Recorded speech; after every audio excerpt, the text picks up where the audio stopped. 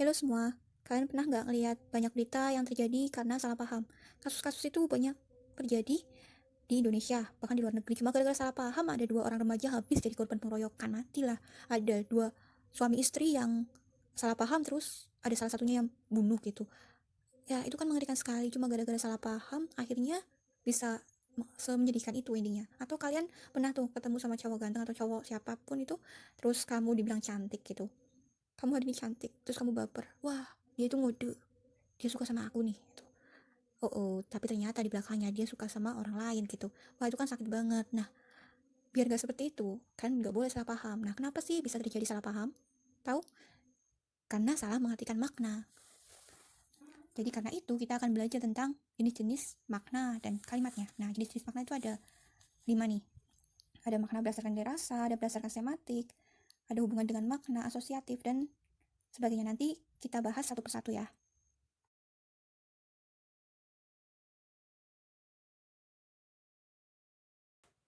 Coba perhatikan 2 kalimat berikut ini. Buaya itu berjalan ke darat. Hati-hati, lelaki itu buaya. Coba, kata buaya itu maknanya sama nggak? Rasanya sama nggak sih? Oh, beda lah. Jadi, makna keduanya ini memiliki makna yang rasanya berbeda. Ini jenis yang pertama ya, jenis makna. Yang pertama itu maknanya denotatif atau maknanya tidak ada makna lain gitu, makna asli. Buaya ya buaya hewan gitu, tidak ada makna yang lain. Sedangkan yang kedua itu lelaki itu buaya. Nah, ini ada makna lain nih, yaitu konotatif gitu. Makna lain itu berarti konotatif. Nah, kita kasih contoh yang lain. Kamu manis banget sih, Cing. Dengan kalimat yang kamu lucu banget sih, Cing. Nah, rasanya beda kan, kata manis dan lucu. Nah, apa bedanya? Mana yang denotatif, mana yang konotatif? Coba. Ya benar, yang konotatif itu yang manis. Kan gak mungkin kamu mau menjilat kucing terus rasain manis, kan enggak. Itu ada makna lainnya gitu. Nah, kalau yang kedua itu denotatif. Lucu banget gitu. Itu kan makna asli gitu. Ada yang mau ditanyakan, silahkan tanyakan nanti ya. Di kolom komentar juga boleh. Nah, makna yang kedua itu makna berdasarkan sematik. Sematik itu apa sih? Jadi, sematik itu adalah ilmu bahasa yang mempelajari makna. Tuh. Nah, di sematik itu ada 2 makna, yaitu makna leksikal dan makna gramatikal. Kita mulai dari makna leksikal dulu. Makna leksikal itu adalah makna yang ada di dalam kamus gitu. Jadi misalnya kamu nyari kata aku di dalam kamus, kamu akan menemukan maknanya, yaitu kata ganti orang pertama yang berbicara atau yang menulis gitu. Nah, misalnya ada kamu juga mau nyari kata cinta, kata yang lain di kamus, itu disebut makna leksikal gitu, makna kamus. Nah, lanjut. Jadi ada afiksasi, ada pengimbuhan. Kalau udah ada afiksasi, ada pengimbuhan, ada reduplikasi, pengulangan, ada pemajemukan, terus ada lagi penyerapan. Berarti itu kata tersebut yang dari kata leksikal akan berubah. Berubah. Makna leksikalnya akan berubah gitu. Jadi apa? Jadi makna gramatikal. Jadi makna gramatikal itu terjadi karena sudah ada kata leksikal yang berhubungan dengan afiksasi, reduplikasi, pemajemukan, penyerapan. Contohnya berbuah. Berbuah itu mendapat afiksasi. Anak-anak itu mendapat reduplikasi.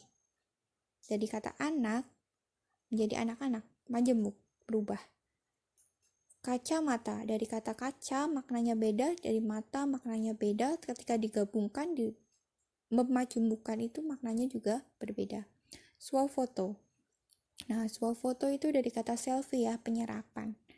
Jadi maknanya akhirnya gramatikal, jadi maknanya panjang gitu, lebih panjang. Oke, lanjut ke makna yang ketiga. Makna berdasarkan ada tidaknya hubungan dengan makna yang lain. Kita contohkan kucing. Nah, kucing ini ketika kalian ada yang ada di otak kalian, ketika ada kata kucing apa? Bedakan dengan kata merah. Ketika ada kata merah di otak kalian apa? Nah, kalau kucing jelas kalian akan berpikir itu hewan peliharaan gitu. Hewan yang lucu itu loh. Nah, itu disebut makna konsep, udah ada konsepnya di kalian gitu. Bedakan dengan merah. Nah, kalau merah ini bisa berarti ya berani gitu. Selain itu kayak misalnya putih berarti suci. Terus ada misalnya bunga mawar merah berarti kamu bisa itu cinta artinya gitu. Nah, itu alasannya ada faktor psikis, pengetahuan dan pengalaman seseorang. Jadi menganggap bahwa merah itu berani itu adalah faktor psikis, pengetahuan dan pengalaman seseorang. Nah, itu disebut makna asosiatif. Bedakan ya dengan makna konseptual dan makna asosiatif gitu.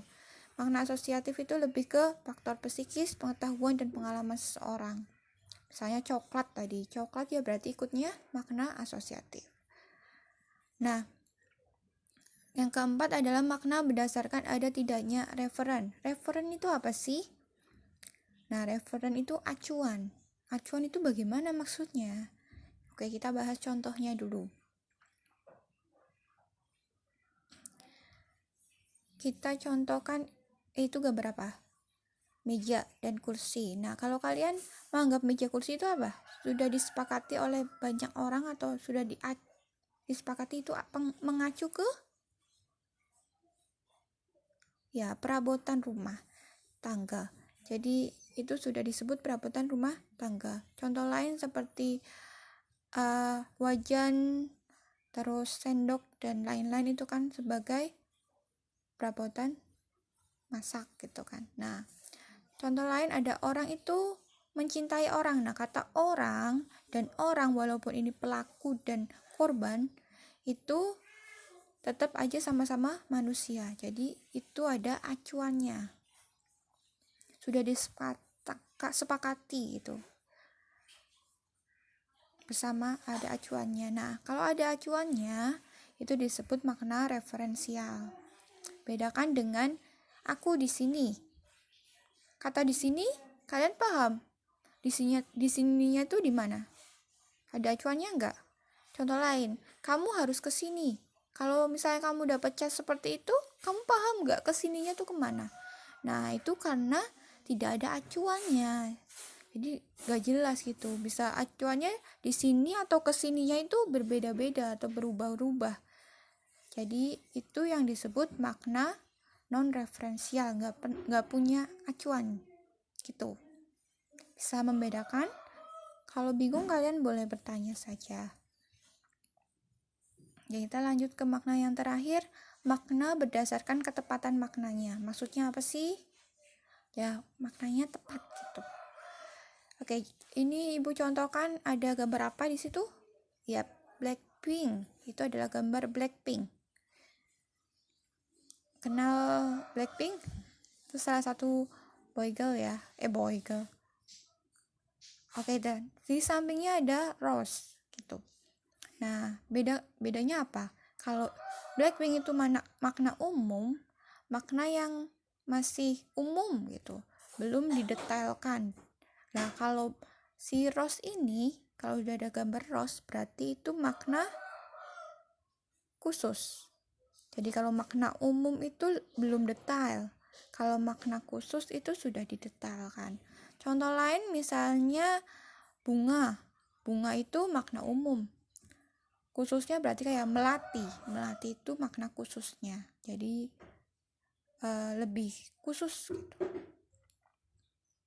Sudah bisa dipahami? Kalau bingung bisa tanya aja. Nah, itu jenis makna ya. Ini ada kata-kata dari Soekarno, gantungkan cita-citamu setinggi langit, bermimpilah setinggi langit, jika engkau jatuh, engkau akan jatuh di antara bintang-bintang.